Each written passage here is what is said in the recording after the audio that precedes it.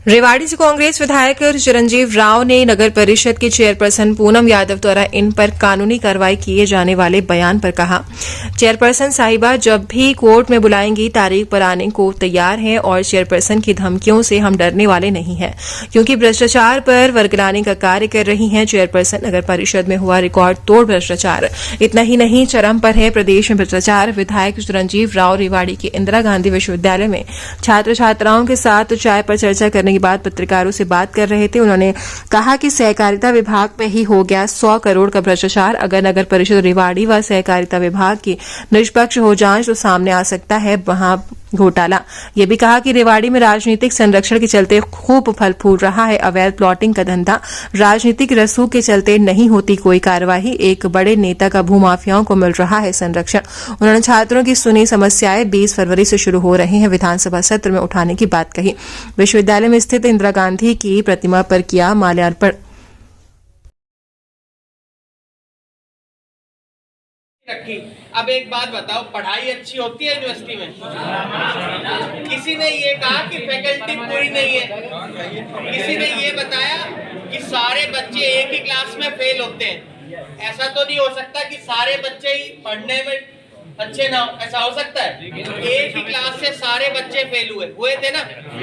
तो किसी भी बच्चे ने ये बात नहीं कही कि हमें यहाँ पर फैकल्टी अच्छी नहीं है। कई बार यूनिवर्सिटी बन के तैयार है। अभी बहुत सारे बच्चे ये कह रहे थे कि हमारी बहनों के लिए बस की सर्विस नहीं है। ये कहा ना, आप सोचो आज से पहले उन्हीं बहनों को पढ़ने के लिए निष्पक्ष जांच कराई जा सके, जैसे दूध का दूध पानी का पानी हो सके। देखिए, हम तो कह रहे हैं जितने भी भ्रष्टाचार पूरे प्रदेश के अंदर हुए हैं उसके खिलाफ एक इंडिपेंडेंट इंक्वायरी होनी चाहिए। सहकारिता विभाग के अंदर भी जब 100 करोड़ का केवल मात्र 2-3 जिलों में निकल कर आया है, पूरे प्रदेश में जब इसको निकल कर आएगा तो कई हज़ारों करोड़ में ये जाएगा। इसी तरह से नगर परिषद का मामला है, आए दिन हम लोग देखते हैं कि सरकारी ज़मीन के ऊपर प्राइवेट लोग कब्जा करने लग रहे हैं। आप लोगों ने देखा होगा बॉयज़ कॉलेज, जहां गर्ल्स कॉलेज चल रहा था, वहीं पर ही एक प्राइवेट कंपनी को सरकार की तरफ से दिया गया और वो तो लोगों का और हम सब का दबाव रहा, वो ज़मीन वापस हो गई। मुझे लगता है कि इंडिपेंडेंट इंक्वायरी अगर ये लोग नहीं करते, आने वाले समय में जब हमारी सरकार हरियाणा में बनेगी उसके ऊपर हम लोग इसको करेंगे। और आज के समय में बेरोज़गारी आप लोग देख रहे हैं बहुत बड़ी समस्या है। आज अग्निवीर जो इन्होंने लागू किया है उसके विरोध के अंदर भी हम लोग पूरे प्रदेश में NSY कार्यक्रम कर रही है, उसकी भी आज शुरुआत हमारे प्रदेश अध्यक्ष अविनाश जी ने किया है। उसको भी हम बूथ स्तर तक लेकर जाएंगे। देखिए, काफ़ी समय से प्रेस के काफ़ी सारे साथी भी बोलते थे कि कांग्रेस पार्टी का संगठन नहीं बन रहा है और हमारे अभी नवनियुक्त प्रदेश अध्यक्ष अविनाश यादव जी, आज इनका कार्यक्रम हमारी यूनिवर्सिटी इंदिरा गांधी यूनिवर्सिटी में था और हम हमारी जो इकाइयां हैं पूरे प्रदेश भर के अंदर ये बना रहे हैं। आज इनका कार्यक्रम रेवाड़ी के अंदर था और जितने भी साथी हमारे इंदिरा गांधी यूनिवर्सिटी के थे उनसे हमने मुलाकात करी, चर्चा करी। उन्होंने काफ़ी सारी समस्या अपनी हमें बताई।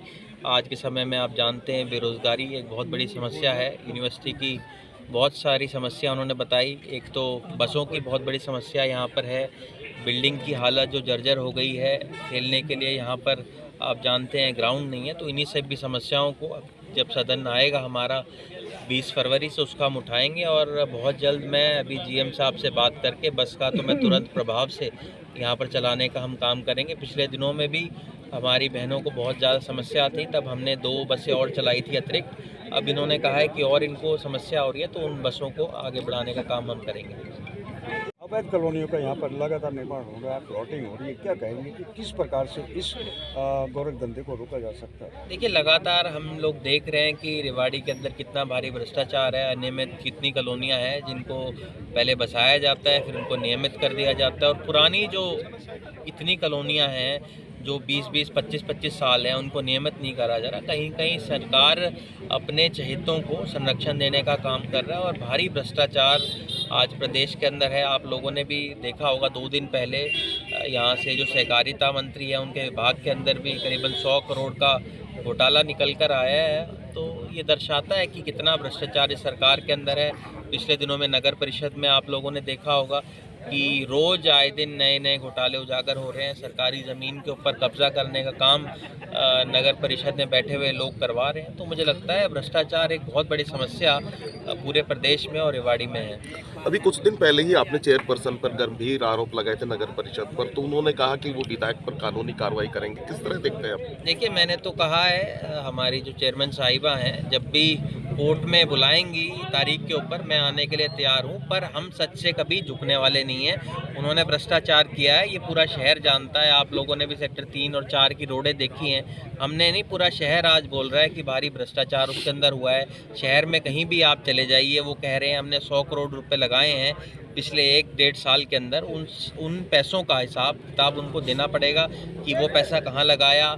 उन्होंने जो कुत्तों की नसबंदी करी उसके अंदर इन्होंने करोड़ों रुपए लगा दिए, उसका हिसाब किताब नहीं दिया। केवल मात्र 3-4 फोटो दिखाकर लोगों को बरगलाने का काम कर रहे हैं, और मुझे नहीं लगता कि इससे लोग बरगलाएंगे, ना हम डरेंगे।